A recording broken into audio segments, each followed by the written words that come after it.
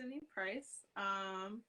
My role within this, I'm a youth advocacy consultant for Kid Network in Kalamazoo, Michigan. So that's me. Hi, my name's Lilly. I am the cabinet advisor for the youth leadership cabinet that KidNet has, and I'm also an assistant coach for them as well. And I am here to support Destiny through the youth advocacy toolkit, and then we kind of work together and have been coming up with lots of ideas to engage. And this was one of the awesome products of it. So we're gonna go into it. Yes. So, just a little debrief about what the Youth Advocacy Toolkit is. So, it just started off as me thinking about the ways in which I've advocated for myself. Like in my years, I'm just 21, so I still have long ways to go and lots more to learn. But it's just really a cultivation of everything that I've learned throughout the years outside of academia, within academia, like hands-on work, just kind of all of my experiences. So the Youth Advocacy Toolkit is intended to act as a guide for youth movements and youth action. So it's really about not telling youth what to do, but it's about youth taking charge and coming up with the ways that they want to create change within their communities and themselves. So yeah, the toolkit is really meant to support youth navigating social inequities, for them to really grasp like certain concepts or ideologies, to be able to feel comfortable walking in spaces that are full of adults or like full of people that don't look like them, so that they're able to be confident and strong in what they're talking about. So the Youth Advocacy Toolkit has three parts to it. So there's action language section. So that's really the vocabulary that I've like come up with throughout the years that have helped me kind of, understand certain things that happen in the world, understand certain systems and institutions, all that jazz. And then there's the next section, which is the Know Your Rights section. I think that's like the most vital part of the toolkit, because it's really grounded in what are the things that like I need to know before I walk into a space to like either ask for something, demand something, um, you know, if I want to influence policy, what are the things that I need to know, like my positionality, so I'm keeping myself and others safe, like when I'm organizing. And then the third part of the toolkit is the self-love and I'm forgetting my words. Is a self-love and healing section. So it's really grounded in kind of what we're about to talk about today, which is like, what does it look like to advocate for myself and my community? So what does it look like to take care of myself, even when I don't have access to self-care things? But there's this book called The Body is Not an Apology. And it's really a lot of those things that I have and the self-care section is really based off this book. It's just amazing. It's just being able to, I don't know, dig deeper into our bodies and really like not apologize for standing or not apologize for walking or running or things that us like Black and brown people have to apologize for most of the time. So that's the toolkit. I'm bad at transitions. That's okay. A transition is a transition. Doesn't have to be good or bad. You don't have to qualify it, right? But then, because of all this amazing toolkit you have, when we started talking, since you're consulting for the organization I work for, we kind of, something that we asked each other kind of to give background was like, what is your story? Why are you an advocate? And you and I both said that we had never really sat down and thought out, why are we doing what we're doing and what got us to the point where we're at. So then came the advocacy narrative that you have amazingly, like not the decoration. What? See, I don't know my words either. The drawing that you did for it and stuff is so cute, and I love it. So yeah, if you go through your narrative, I'll go through mine. Yeah, we're just here to share those. Well, yeah, I can explain a little. Should I explain a little bit about the narrative? Okay. I wish I could pull it up. But I know, no the screen sharing on Instagram yet. so they'll have it soon.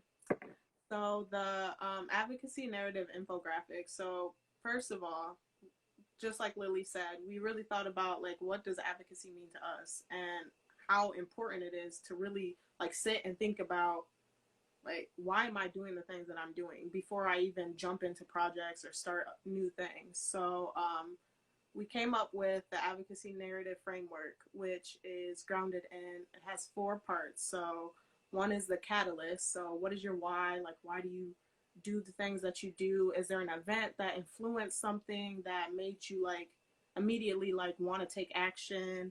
The second part is the emotion. So it's like, what did that event or those certain issues or what how did your why make you feel? And I think it's so important that we work through those feelings. So that's a major part in that framework.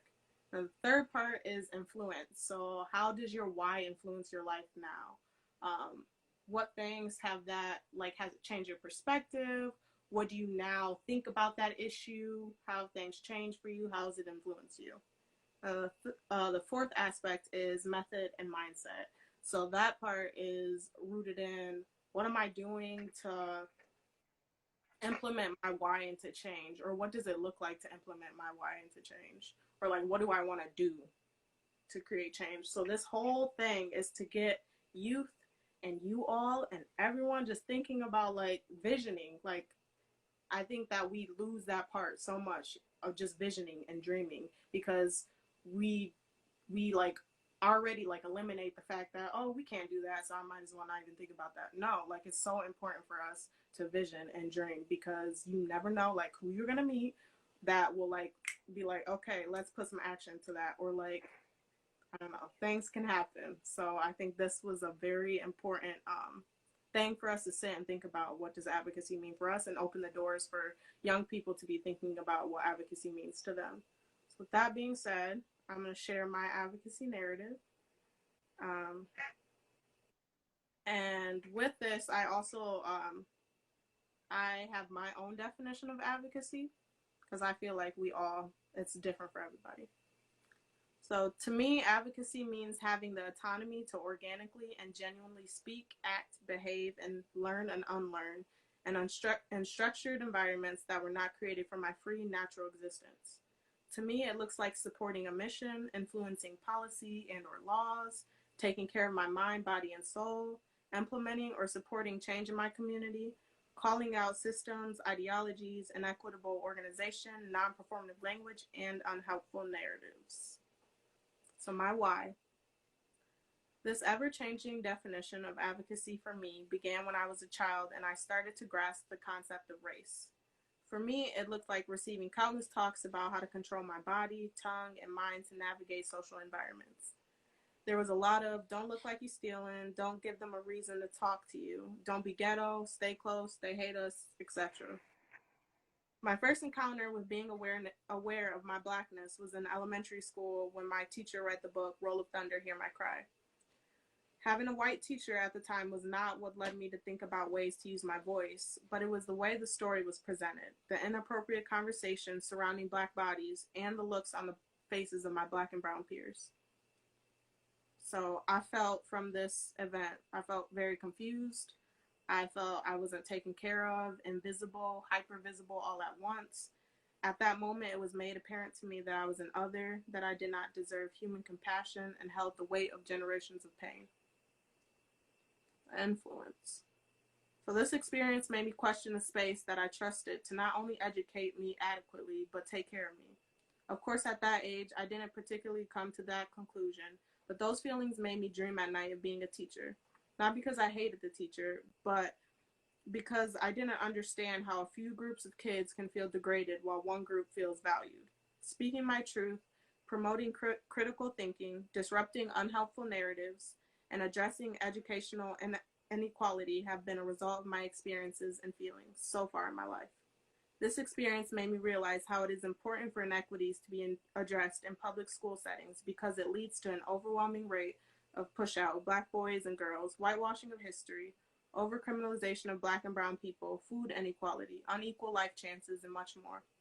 It made me become passionate about the importance of education and the importance of involving youth and the way we are being educated and treated in educational institutions. So now my method and mindset. So I'm all the way here for self-care propaganda, but I believe that there are so many ways, so many things that are left out of the reality of self-care, such as accessibility to self-care products, supportive social groups and networks, and safe physical spaces. For me, I have to ground my mind and body, which is essential in this work because not only am I putting my health as first priority, but I am making an intentional decision so that I can output my best meaningful work. I use my words and spaces to ask questions, learn, share my story, and speak my mind. I use writing to care for overwhelming thoughts and to express my feelings about what is going on in the world. I use poetry for healing. I use my voice to network with others, to call out, and to organize. Lastly, I allow my body to move how it pleases by detoxing white imagination from my blood and bones. I embrace and explore my blackness freely when I can. So that's my narrative. Yeah. That's why I do Every time. It's so good. Thank you so much for sharing. I always feel just like I feel like I need to hear that every morning. the. Whenever you say it, especially the white imagination. Oof, every time it really gets me. All right. Before I start with mine, with something I wanted to define was not just advocacy, but a term I'll use throughout this, which is um, people of the global majority. A lot of people use people of color, and that's super common and stuff. But I just heard a talk from a Buddhist that I cannot think of right now. But she has a great talk on the Liberate meditation app where she talks about language being important, as we've already discussed. And people of color are not minorities in the global sphere. We're the global majority. And in, ensuring that you're reinforcing that ideology whenever you talk by saying people of the global majority, just Mm-hmm. it elevates and highlights who we are in a greater sense than just the systems that we live under. So just so people weren't like, what are they talking about? um, so my Thank you. definition of, yeah, when I think of advocacy, I think of my favorite quote from the sci-fi novel The Dispossessed by Ursula K. Le Guin. Our common nature to be Odonians, responsible to one another, and that responsibility is our freedom. To avoid it would be to lose our freedom. And these Odonians, they live on a planet rooted in mutual aid, and that's how I would like our world to function. And I try to model that as best I can. So that's something that is always in the back of my head for advocacy. Of it's this responsibility to one another of support and care. And in order to do that responsibility to one another, it's a continuous balance of awareness and care for oneself and one another, rooted in compassion and solidarity across barriers of class, race, and nation. So for me, advocacy requires continual reflection on my own biases in language and actions as I utilize whatever intersections of privilege I have to uplift others. Mm-hmm. Um, so for me, my why was, I was always aware of racial injustices throughout my life as a young child. My mom made me watch a lot of things and documentaries and just living as a black child of a single black mother in Chicago growing up like that you just saw it. And then in a presentation at my school when I was 14 on climate change, they highlighted the disproportionate impact that it would have on Black and Latinx communities and Indigenous communities. And it just really presented a lot of really difficult statistics that encouraged us to fight for a better future as youth. So it kind of made me feel heartbroken to already know of some of the oppressions that people of the global majority were under with systemic and social issues, then to learn of another more unseen impact happening environmentally, and with our food and the types of food that were marketed to us. That's what they mentioned as well. I think it was too much for my 14-year-old brain to process, especially at like the beginning of the school day. I don't know why they did that. So I just, a big memory I have is just sitting in my classroom, you know, crying and I couldn't control my crying and my feelings. And I had classmates being like, "What's wrong with you? It's just a presentation. They said the environment, like, it'll be like for our children's children." I'm like, "Yeah, but that still matters." Right. And I had people calling me an alarmist and things of that nature. So it really, it was a traumatic experience in a way, but it was good because it kind of shocked me out of the mythology that I was being told about there being one civil rights movement, whereas there's this connection of all these other movements around social issues that I started to see with this Mm-hmm. moment. And I started for the influence. I started college wanting to do biomedical research and to become a doctor and things like that. And then I got to a point where I realized community education was so much more important for me and my skill set and how I showed up in my community and for myself.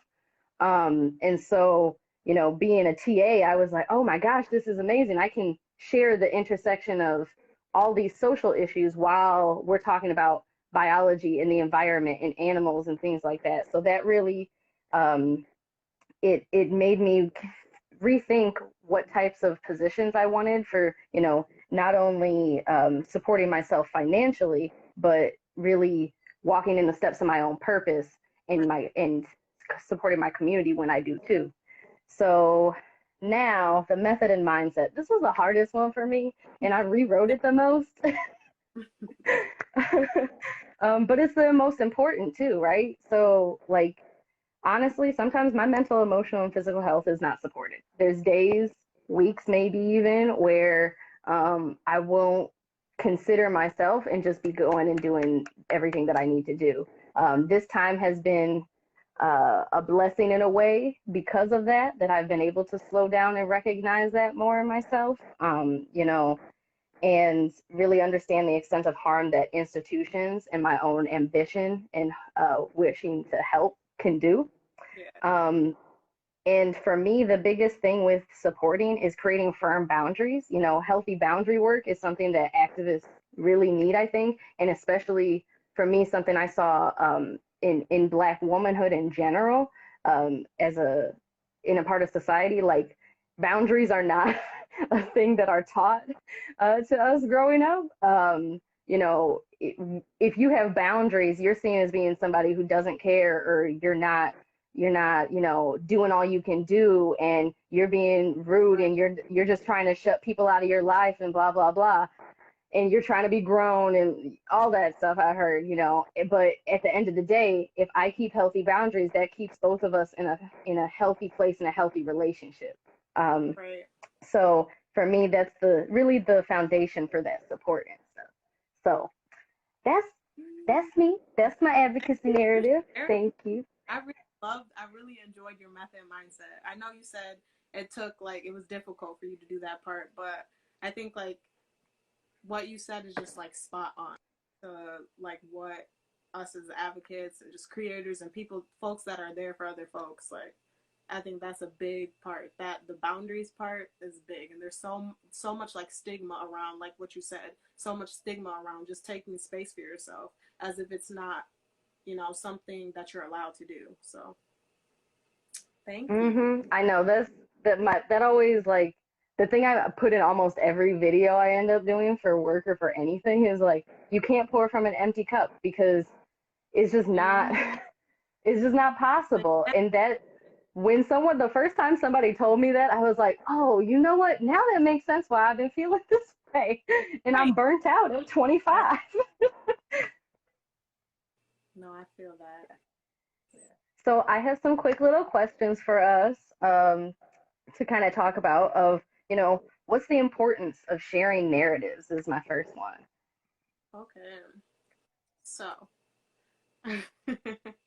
I think it's so like it's just essential to share narratives because I feel like first of all it's just human. It's human to be able to have a space and be vulnerable, to be able to be your full self and share where you're coming from, your perspectives, how you see the world, how are issues affecting you, because not all folks are being affected the same way, and that's where intersectionality plays a vital role because having those narratives available to us and being able to feel like I'm safe enough to share my story, I think is crucial in advocacy work because, I always think about how can you advocate for other people if you don't advocate for yourself, and sharing your story is a really big part of that. And like just with the advocacy narrative piece, just really sitting there and thinking about why am I doing the work that I'm doing? Like, and for me, when I sat there and thought about that within myself, I kind of like cried. Some tears dropped. I definitely like sat there and was like, I didn't realize the amount of like trauma and things that I've experienced, and I've never like sat through and thought about, certain issues that have played a role in my family's life and my life, and just like how those things connect with why I do the things that I do. Why do I talk to people this way, or why do I feel a need to do certain things? And it all ties in together with this narrative piece. What is my why? And damn, there was something I was gonna say. I forgot. Go on tangents. But it was so good. It was so good. That's okay. It'll come back. But either way, I just feel like narratives are very important. Especially Black and brown people's stories. I think they're very important because there is one big, huge narrative that influences our institutions, books, like everything, that influences about everything. The way that we even walk on the sidewalk, it influences everything. So I think that it's just it's so important to hear our stories because they hold power and they hold the keys to change. Literally, they are the change. Our stories are rooted in something that's beyond what's happening now. So, yeah. Yeah, thank you for saying that. That reminded me about what you talked about at the beginning of, we need to be able to imagine something greater and something different than what we have now. And so for me, I think when sharing narratives and especially, taking the time to be aware in your own body and understand where you're at, that allows greater imagination. There's a great collection of short stories called Octavia's Brood. And it's compiled by Adrienne Marie Brown, and I cannot remember the author and the editor's name right now. I'm blanking. But they have a series of short stories from these activists and community organizers and teachers and prisoners and abolitionists, and they're all creating fiction of the world that they want to see and of the things that they see already that they want to change and shift, and through that creating better ideas of how to organize and how to continue working towards the society that we want. So those narratives are integral to us connecting, and in that connection we can create something different. So I think that's crazy important to just share what we're going through and who we are, because when we're visible, it's easier to feel seen. Ironically, like if I see someone who is like me all the time around me and uplifting the values that I have, then I'm gonna feel more comfortable in fighting for those. Right. Yeah. So how do I become an advocate? How do I do that? Oh, well. How would the people watching do that? Well, I think that for me, at least, my opinion, I think it's very important that we're advocates for ourselves, folks. Like, we need to be able to, like I said before, you cannot advocate for anybody else unless you're advocating for yourself. Unless you're taking care of yourself, you're digging deep and, uprooting those institutions and those influences within you. You can't take care of nobody else. You really have to, I don't know, you don't have to be a perfect person all around. I am, I don't know. I mean, I see so many things on Instagram with folks like buying up plants or like cooking at home and all those things. Like, those things are great, like, but we don't all have access to that. And I think that what's so important, like, does inside look cute to you? Like we need to really like dig deep. And I feel like once we do that, it's really, then you'll start connecting and networking with folks. Like for me, as soon as I felt like when I started doing like the work for myself within myself, then I was able to see kind of my vision be reflected through others. So networking was so important for me with my journey of advocacy. Being able to, Mm-hmm. mirror other people's works or learn from them. You can learn so much when you're like open to learning, and that's why digging deep and taking care of yourself is so important, because you won't be open to it, you won't understand it, you won't understand how it can be applied to your life and how it can be applied to other people's lives. I think, yeah, so digging deep first. Networking is so important. um, Social networks are so important, just like having friends or people that you can go to vent to is so important. And really like connecting to community. And like I said, it just keeps going back to really advocating for yourself, because you can't connect to your community without connecting to yourself. Like that's it's just not possible. You're not going to be doing like any effective work if you aren't taking care of you. um, but in relation to the toolkit, I the guide for, well, my toolkit is really rooted in supporting youth, and I feel like youth are already advocates. Like there's no like way to become an advocate. Like they already are. Like, and that's why like this guide, I really want to just be able to like support their vision. Like I just want to be like back there and they lead the way, because I just think it's so important. I don't know. They're already advocates, and it's just really about like those resources, being able to connect to people, being able to like go in spaces full of adults and like feel comfortable and just be like, Yeah. this is what I want to do. This is what I'm seeing. I live here. I know what's going on. So like you can't tell me, how to go about, organizing or speaking my mind and things of that nature. So I feel like all in all, we are advocates deep down inside, but it really starts, from taking care of yourself and advocating for yourself.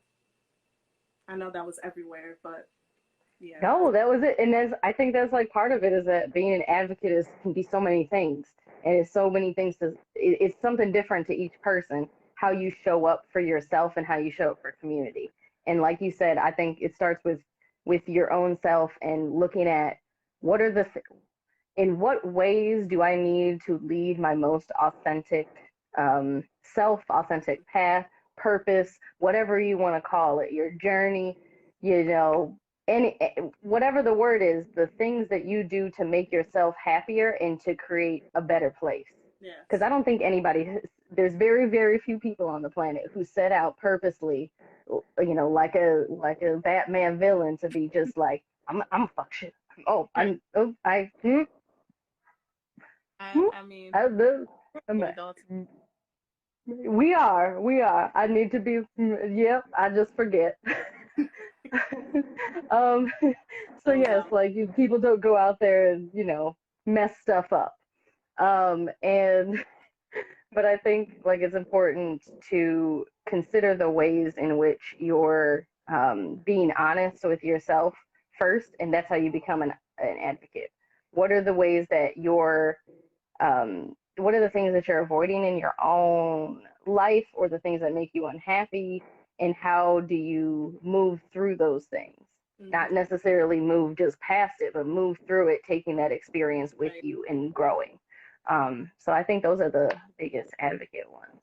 So, well, we are already at 7:35. Look at that. So I thank you for answering our questions. And next time, what we're gonna do is we're gonna have a youth on with you, talking about this, uh, and kind of going through their narrative and answering some of the questions that you give us. So definitely you can send questions to either the Youth Advocacy Toolkit or KCYC. Make sure to follow both of us, and you can, send questions to us for 2 weeks from now, which is June already. Oh my Lord. It is June 4th, 2 weeks from now. Yes. Well, thank you all for tuning in. Like Lily said, we will be coming back with more videos with youth and talking about important stuff. So please tune in. Definitely. Yeah, I appreciate you all. You will hold a special place in my heart. Thank And thank you you. for being here. Thanks, everybody. See you later. We always did this little heart when I went to China and people were taking pictures. Oh, So I'm gonna oh, that's do a little nice. heart.